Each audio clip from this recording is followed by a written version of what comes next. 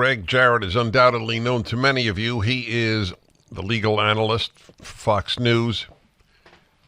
And it's impressive that he has written this book. It's impressive because it's an important and deep book. It's impressive that Fox News has people who write serious books. And what was the most recent example? With Brian Kilmeade and the book?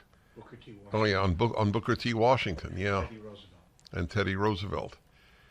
And now I have Gregg Jarrett here on the most important documents of American history, speeches, and other patriotic documents. It just came out 2 days ago. The Constitution of the United States and Other Patriotic Documents. It is so coincidental, but so fitting that I'm having him on after the last 2 hours of my show on the decline in moral education in our schools, because so many of these documents would have been known by students 100 years ago and 200 years ago, providing the document was in existence 200 years ago, obviously. And now we have this with his insightful commentary. It's an important work. The Constitution of the United States and Other Patriotic Documents. Well, first of all, welcome to the show. Gregg, it's great to have you.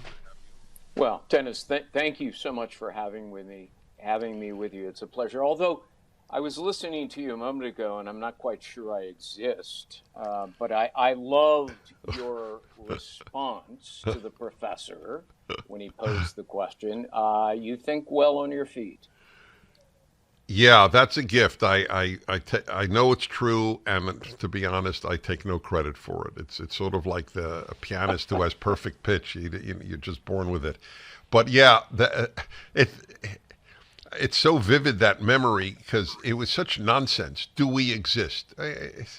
Anyway, it took me 1 day to realize I wouldn't be a philosophy major. Let's put it that way.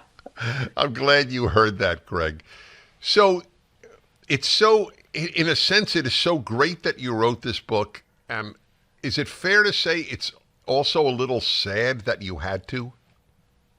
Yes, it became a labor of love because I labored over it for the better part of 2 years, spending a lot of time in libraries and archives. And so there was such rich material, Dennis, that the challenge was cutting it down to 65 historic patriotic documents. And this really is a tribute to the many American patriots who made our country great. We are a luminous beacon of hope for liberty, prosperity, and justice throughout the world. Millions want to come here. Just look at our southern border, of course. And yet, to your point, it was a little bit sad and depressing that I felt the need because I think our education system in America has failed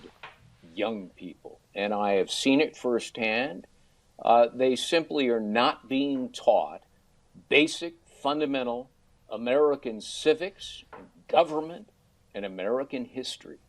There seems to be a movement afoot to teach critical race theory, the most extreme version of which tells children that, view everything through the lens of race and racism, and your worth is dictated by the color of your skin. If it's light-colored, you're an oppressor and a victimizer, and if you are dark-skinned, you are oppressed and you are a victim. My goodness, has it really come to that? I mean, turning on its head the words of Dr. Martin Luther King, who wished, it was his dream, that we be judged based on our character and not the color of our skin. Well, it shows you the transformation of liberalism into leftism, because the liberal ideal was to be race blind, colorblind. And now if you say you're colorblind, the University of California declares that comment to be a microaggression of racism. Triggered. triggered. Yes.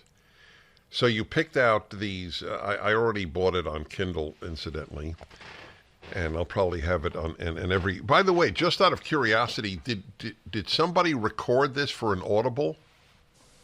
Yes, my last book, Trial of the Century, I did myself. This is more than 500 pages, and I believe it was recorded by a professional, Yeah, and no, I am right. decidedly unprofessional. Well, it's hard. It's hard to read a book. I have not read my books for Audible, as it happens. I hope to one day, but it's a project, and the pros do a good job. Anyway, so you finally picked the documents, and let me go to the beginning here, and give people an idea of what you did pick. So let's see. I'm not going to go through every one, but as an example, the Emancipation Proclamation, the Homestead Act, Patrick Henry's Give Me Liberty or Give Me Death speech, Thomas Paine's Common Sense pamphlet and excerpt, John Adams' Thoughts on Government. You know what comes through, among other things? That America is an idea, not an ethnicity. Right. Yeah. You know, you identified some of our founders. What I discovered is not just their brilliance, their eloquence, but they were prescient. I mean, it's as if they could see into the future. And I'll give you a couple of examples. John Adams, he warned that powerful men, if left unchecked, would become, in his words, ravenous beasts of prey that would destroy our nascent government. And of course, we've seen that happen recently. Unelected government bureaucrats at the Department of Justice, the FBI, intelligence agencies trying to drive an elected president from office because they loathed his policies, they despised the man. It was the Russia hoax, the title of my first book. And then George Washington, a great leader, and in his farewell address, he issued a stern warning. Do not go further with this newly created political party system. It will spell the demise of democracy, and parties will be controlled by unscrupulous, unprincipled men. His warning, his clarion call, sadly, was ignored, and we've certainly seen the results with the fractious, divisive party system in America. So you started the book. I'm curious. Did you have many of these in mind, or reading, you said, "Oh, here's one I didn't realize I want to include"? You know, I've read so many biographies, about Washington and Lincoln. I had recently read David McCullough's wonderful book, Pulitzer Prize-winning book on John Adams. And this began to germinate. And so I started to look around. Is there a collection, a single book, that has what I want, not made in China, not filled with Hillary Clinton speeches, not, a deconstructive quibbling of American history deep with criticism that we're terrible people. And I couldn't find what I wanted, so I decided to write it myself. And I thought it would be valuable for parents who care about their children's education and for educators themselves, because as I said earlier, kids are the subject of failure. So that's how it all came about. And